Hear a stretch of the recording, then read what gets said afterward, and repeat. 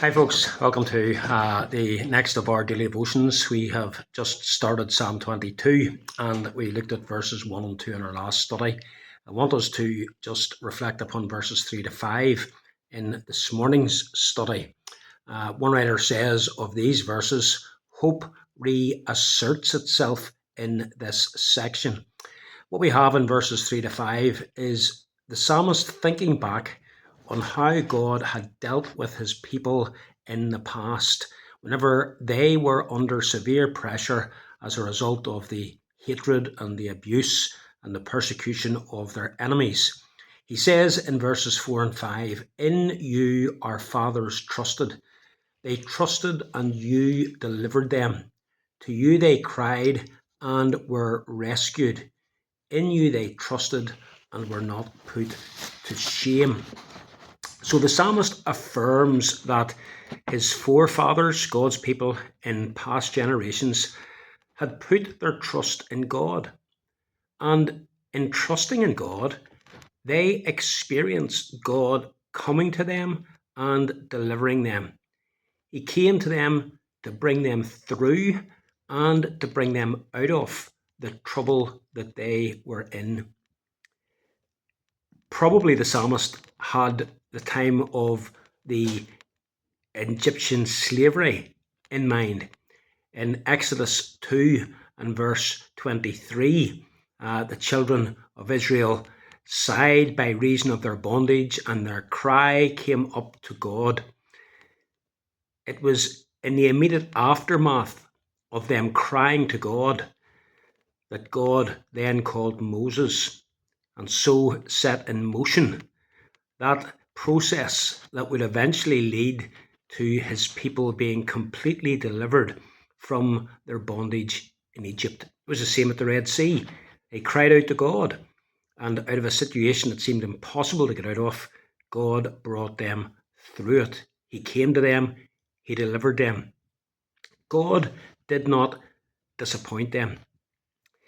And it's because of what we have in verses 4 and 5 that the psalmist says what he says in verse 3.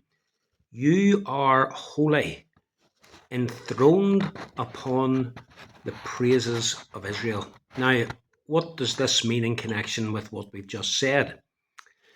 Well, don't forget what the psalmist is experiencing. He's experiencing the hatred and the abuse and the opposition and the persecution of those around him. He's even feeling forsaken by God himself. But he knows that God will not forsake him. And how does he know that? Well, because God is holy. Yet you are holy. Well, that begs the question, what has God's holiness got to do with all that the psalmist is experiencing? What has God's holiness got to do with the distress that the psalmist is feeling in the circumstances and his desire for relief and rescue?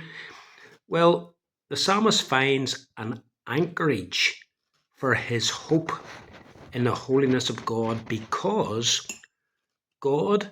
because he is holy, cannot and will not abandon anyone who has put their trust in God, as indeed the psalmist had.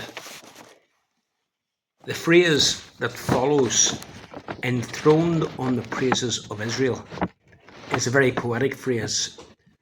What it points to is to the fact that Israel had experienced God's help and deliverance in the past, and such deliverance had moved them to praise God, to lift God up, to glorify God in the midst of them as a people. Their praise was, as it were, like the throne upon which God sat, ruling over his people.